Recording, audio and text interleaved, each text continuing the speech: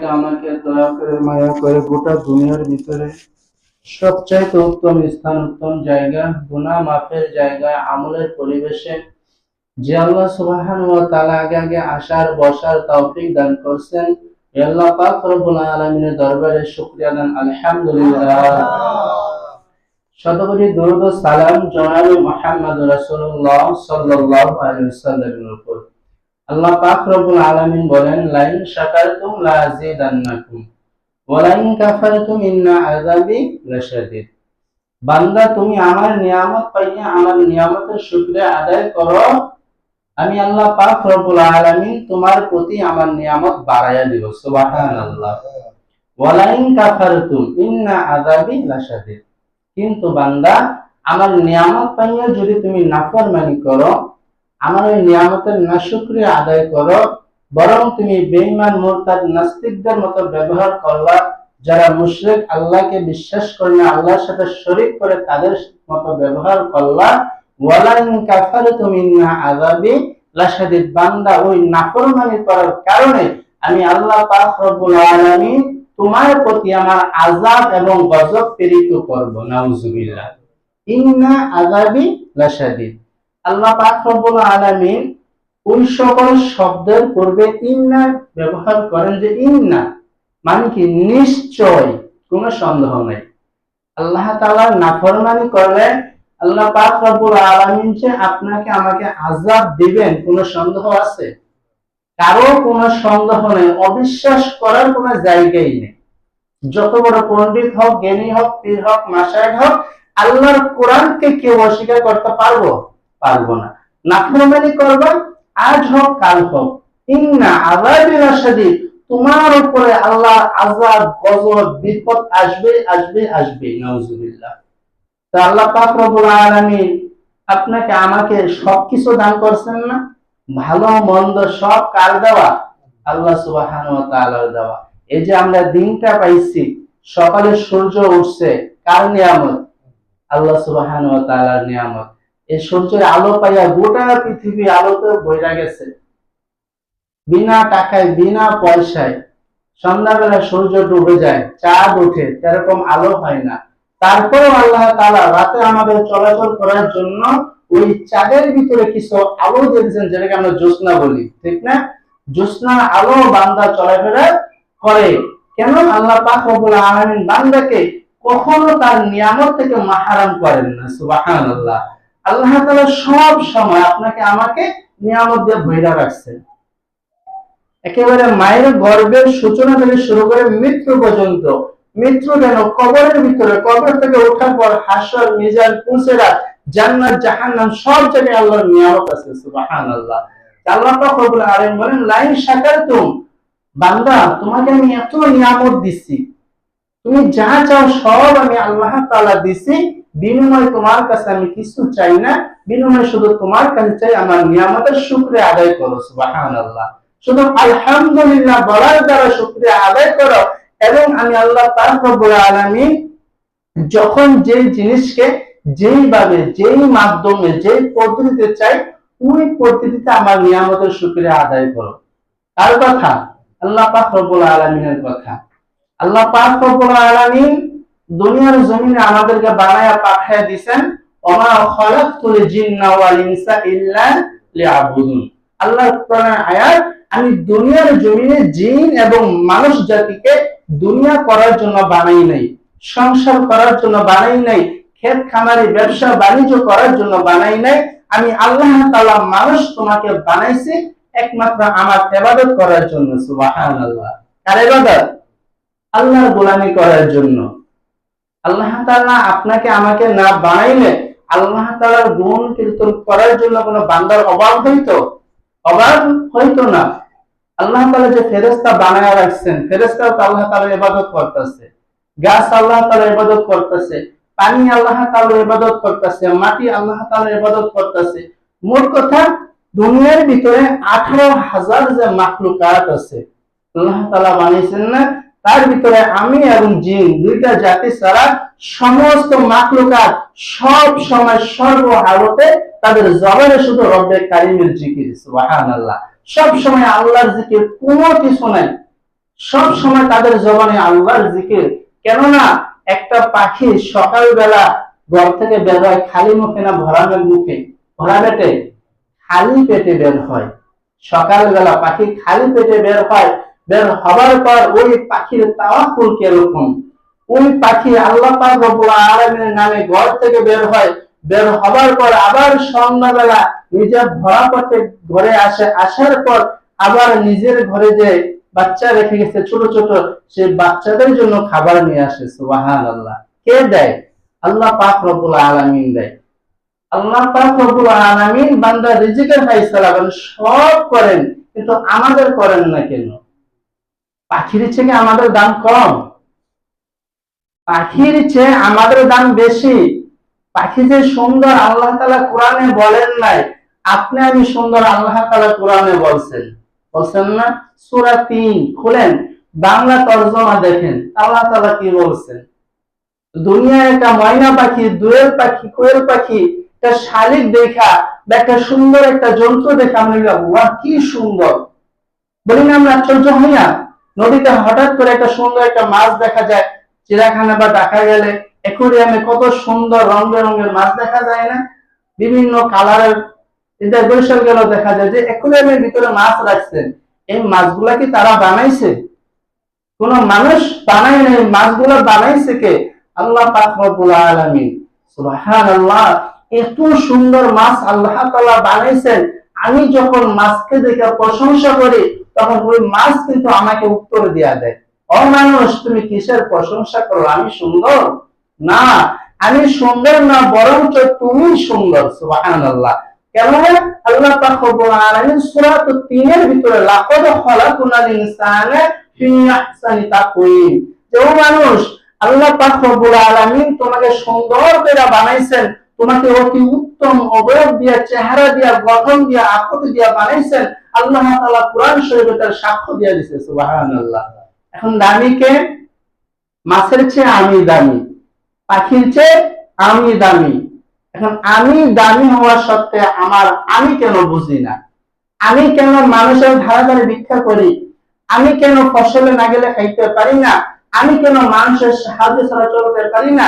আমি কেন কিস্তির ঘরে না গেলে চলতে পারি না? কেন? কারণ আছে না?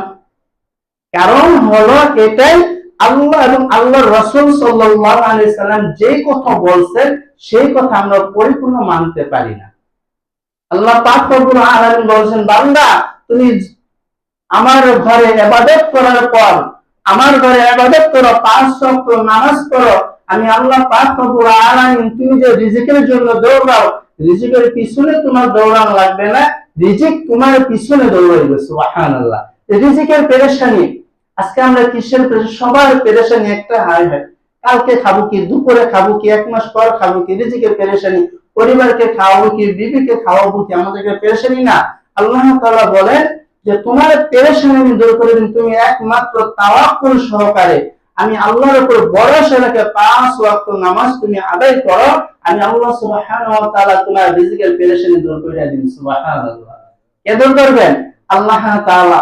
এখন দেখা যায় যে হুজুর আপনি তো ৫ ওয়াক্ত নামাজ পড়েন, মুসল্লিরা ৫ ওয়াক্ত নামাজ পড়ে, হাজার হাজার ইমানদার বান্দা বান্দীরা নামাজ পড়ে, কই তাদের পেরেশানি দূর হয় না? দূর না হওয়ার কারণ হলো সে নামাজটা আমরা নামাজের মতো পড়ি না। আল্লাহ রাসূল সাল্লাল্লাহু আলাইহি সাল্লাম বলেন যে প্রকৃত চোর ব্যক্তি, আমরা চোর করি কারে?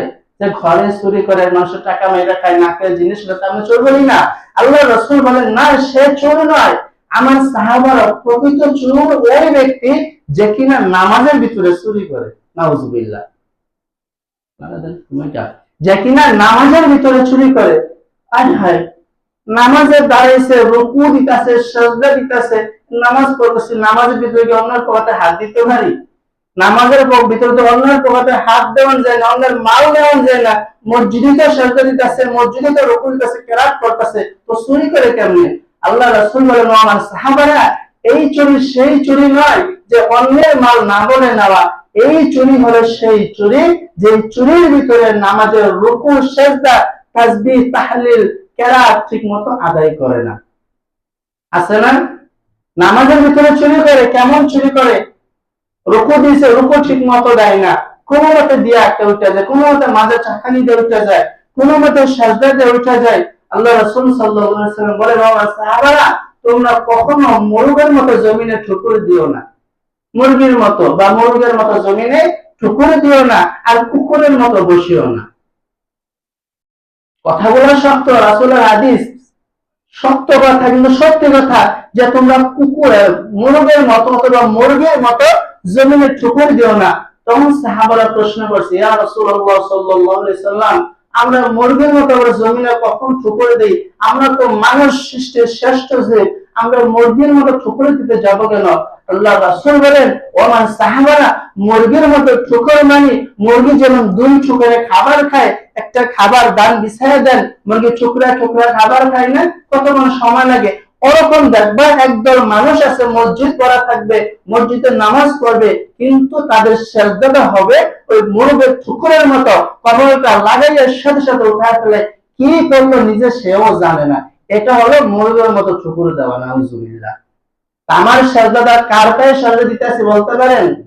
বান্দা যখন সেজদা দেয়, এই সেজদাটা জমিনে পড়ে না, আপনি আমি দেখতেছি কার্পেটে পড়ে, আপনি আমি দেখতেছি মাটিতে পড়ে, আপনি আমি দেখতেছি কি পাখার উপরে পড়ে, কিন্তু এই সেজদাটা স্বয়ং আল্লাহ সুবহানাহু ওয়া তাআলার পায়ে পড়ে। সুবহানাল্লাহ। যে বান্দা, তুমি আল্লাহ তাআলার পায়ে সেজদা দিতেছো, যে কোনো মানুষের পায়ে না, যে কিনা তোমাকে খাওয়ায়, লালন করে, পালন করে, তোমাকে এত সুন্দর হায়াত দিছে, লক্ষ লক্ষ টাকা দিছে, এত সুন্দর দিয়া দুনিয়া তোমাকে দেখাইছে, ওই আল্লাহর পায়ে তুমি সেজদা দিতেছো। আমার সামনে যদি আমাদের সমাজের সম্মানিত ব্যক্তি থাকে বসা, তখন আমার নামাজটা কিরকম হয়, আমার কথাবার্তা কিরকম হয়। একটা উঁচু মজলিসে যান, বড়লোকদের মজলিসে যান, তখন আমার ওদেরটা কিরকম হয়, পোশাকটা কিরকম থাকে। চেইন দেন, ইস্ত্রি কইরা জামা পরেন, নতুন লুঙ্গি, নতুন কাপড়, নতুন টুপি, কিন্তু সোমো দেন, চুলটা সুন্দর করে কাটেন, মাথা আশ্রয় যান, হাতে ঘড়ি দেন, চোখে চশমা দেন। কেন দেন? আজকে বড় লোকের বাড়িতে যাইতেছি, এই বড় লোকের বাড়িতে গেলে বড় লোকের পরিবেশে যাইতে হবে, এরকম না? হ্যাঁ, বড় লোকের বাড়িতে গেলে বড় লোকের বাড়ি দামি পোশাকে যাইতে হবে, বিয়ার ফাংশনে যে কি দামি দামি পোশাক পইরা, আর মসজিদে আসে সিরা সিরা আইরন ছাড়া সাতপুরা পইরা গেছে, তিলা পইরা গেছে, এরকম পোশাক পইরা মসজিদে আসে। ভাই, ওই বিয়ার ফাংশনটা দামি না মসজিদটা দামি? মসজিদ দামি। বড় লোকের বাড়ির অনুষ্ঠান দামি না মসজিদটা দামি? এই যে আপনার নামাজ পড়তেছি, আমরা সবাই নামাজ পড়তেছি না, যে যে পোশাকে নামাজ পড়তেছি, এই পোশাকটা ফেরেশতারা ক্যামেরা কইরা রাখছে। কি করতেছে? যখন আপনি নামাজে দাঁড়ায়, ফেরেশতারা ক্যামেরা করে রাখতেছে। হাসরের ময়দানে ওই বিয়ার অনুষ্ঠানে যখন ভিডিও করে না, ভিডিও করে আবার ভিডিও টাইমে দেখায় যে ওই কেমনে খাইতেছে, ওই কি করতেছে দেখায় না, ঠিক তদ্রুপ ভাবে দুনিয়া যে আপনি আমি নামাজ পড়তেছেন, হাসরের ময়দানে দেখবেন আমিও নামাজ পড়ছি, সলমিতুল নামাজ পড়ছে, কিন্তু আমার সাথে অনেক সুন্দর দেখা যাইতেছে। সুবহানাল্লাহ। কেন? রাসূলের সুন্নাত মাথায় ছিল, গায়ে লম্বা পাঞ্জাবি ছিল, আতর ব্যবহার করছে, রাসূলের সুন্নাত দাড়ি ছিল, তো আমার যে তারে সুন্দর দেখাইতেছে, তখন কিরকম লাগবে? বিয়ার অনুষ্ঠানে বা যেমন একটা প্রোগ্রামের ভিডিও যখন আপনার সামনে দেখানো হয়, যদি আপনাকে মলিন দেখা যায়, আপনাকে অসুন্দর দেখা যায়, তখন আপনার নিজের ভিতরে শরম লাগে। এটা তো দুনিয়ার শরম। আর হাসরের ময়দানে শরম পেলে কিরকম হইব? ওই শরম কি আর ফিরায় দেওয়া যাইব? ওই শরম আর ফিরায় দেওয়া যাইব না। দুনিয়ার একটা অনুষ্ঠানে শরম পাইলেন, পরবর্তী অনুষ্ঠানে দামি পোশাক কিনলেন, বাস শরম ফিরে গেল। কিন্তু হাসরের ময়দানে যদি একবার বেইজ্জত হয়ে যান, ওই বেইজ্জত আর ইজ্জত পাওয়া যাবে না। এজন্য দামি জায়গায় আসার জন্য কি লাগবে? দামি পোশাক। কি লাগবে?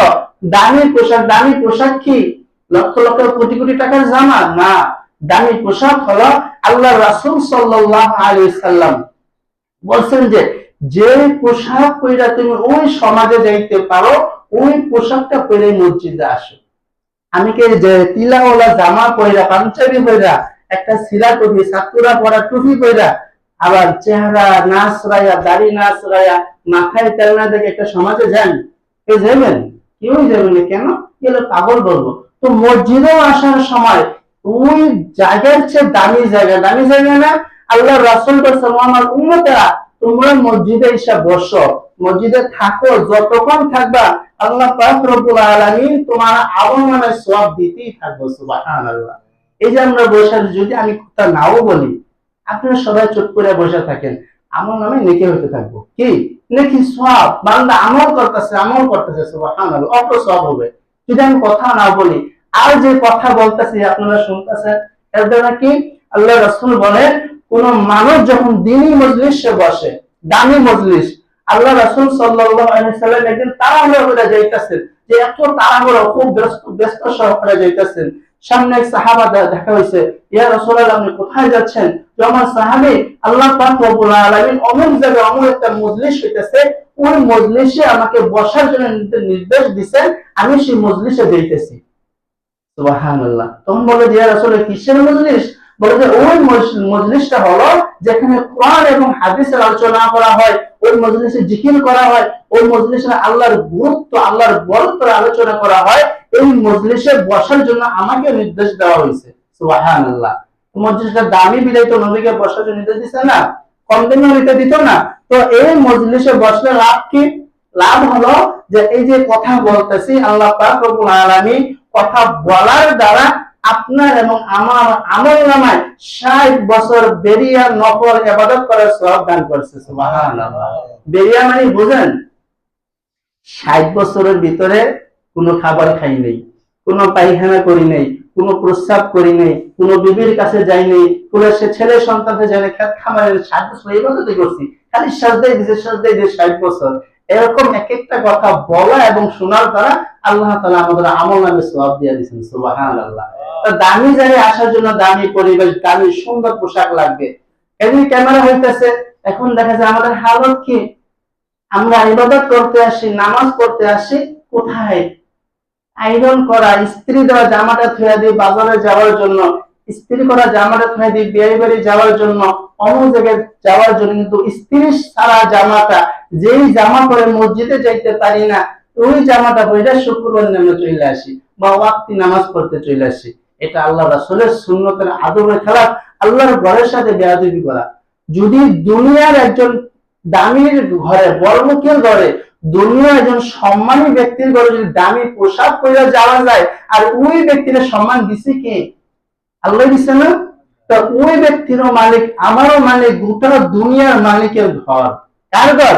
গোটা দুনিয়ার মালিকের ঘর। এইটা এটা আমরা কোন যারা মসজিদ বানিয়েছে হ্যাঁ ঘর না, ইমাম সাহেবেরও ঘর না, মুয়াজ্জিনের ঘর। এটা কার ঘর? স্বয়ং আল্লাহ তাআলার ঘর। এই ঘর কি? আল্লাহ তাআলার ঘর। আর আল্লাহর ওয়াদা হলো, আমার ঘরে যারা আসবো তাদের মেহমানদারি আমি নিজেই করেন। সুবহানাল্লাহ। এই ঘরে এসেছেন, আল্লাহ তাআলা মেহমানদারি করেন আপনাদেরকে।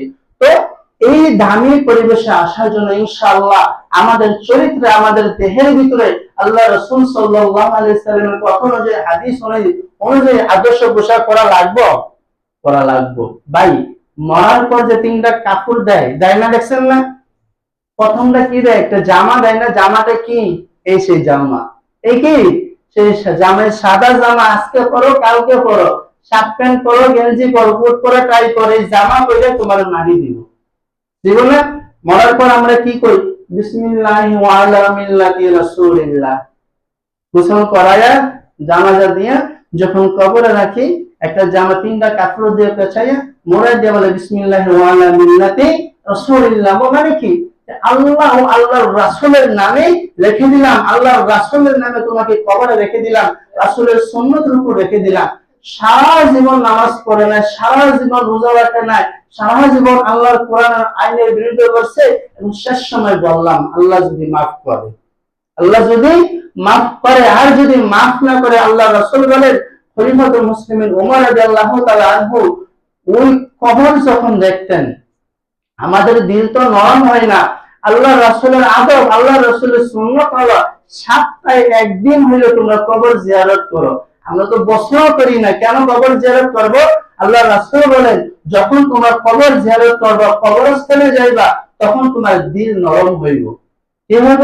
দিল নরম হইব, আমল করার আগ্রহ বাড়বো, নামাজ পড়ার, রোজা রাখার, ভালো ভালো কাজ করার আগ্রহ বাড়বো। তো ওই যে কবরে উমর রাদিয়াল্লাহু তাআলা আনহু গোটা দুনিয়ার বাদশা, অর্ধ জাহানের বাদশা ছিলেন।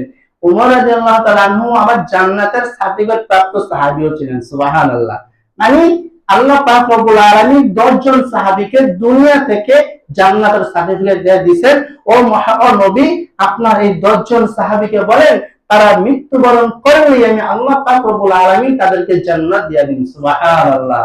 আল্লাহ তাআলা ওয়াদা দিবেন। তো ওমর সাহাবীর ভিতরে ওমর রাদিয়াল্লাহু তাআলা আনহু যখন কবর দেখতেন, কবর দেখার পর এমন কান্নাকাটি করতেন যে তিনি প্রায় বেহুশ হয়ে যেতেন, এবং কোন কোন সময় তার বুক থেকে, তার কলব থেকে আমগো বাচ্চা করে অনেক সময় মারলে একটা কান্দানের ওখানে উঠে না, যে দম ছাড়তে পারে না, কেমন একটা শব্দ হয় না, যে ওমর রাদিয়াল্লাহু তাআলা আনহু এরকম কান্নাকাটি করতেন, এরকম কান্নাকাটি করতেন যে কান্নার কারণে তার বুকের ভিতর থেকে ডেকির আওয়াজের শব্দ বের হইতো। সুবহানাল্লাহ।